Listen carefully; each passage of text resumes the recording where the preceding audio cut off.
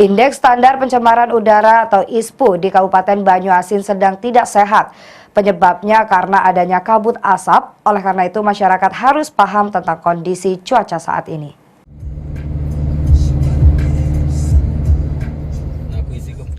Saat ini indeks standar pencemaran udara atau ISPU tak sehat atau sehat, di mana kondisi udara di Kabupaten Banyuasin sedang berkabut asap yang bisa menyebabkan terganggunya pernapasan dan menjadikan infeksi saluran pernafasan akut atau ISPA.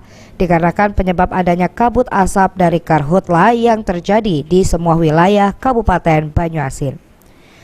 Adanya indeks standar pencemaran udara atau ISPU tak sehat atau sehat harus dipahami bagi masyarakat Kabupaten Banyuasin mengenai kondisi cuaca saat ini yang terjadi, di mana masyarakat harus paham kapan harus berada di dalam dan di luar rumah agar terhindar dari ISPA.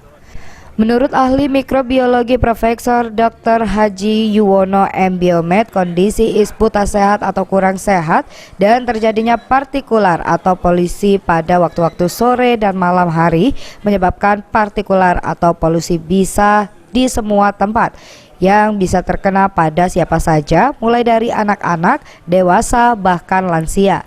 Namun yang sangat perlu diperhatikan lebih kepada anak-anak. Dalam konteks partikular atau apa itu kan menyebar ke semua tempat. Jadi intinya sekarang tinggal waktunya.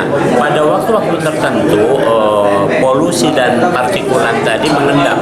Pada saat mengendap itu dan suasananya kan di bawah seperti ini bisa kita terhirup. Tapi pada keadaan seperti jam-jam sekarang ini tidak. Maka cara menyiasatinya adalah membagi waktu sekarang. Dia harus keluar di jam-jam tertentu. Sore atau malam hari sebaiknya tidak, karena itu waktu mengendap debu-debu itu tadi. Pagi itu aman tuh. Suryadi, PAL TV.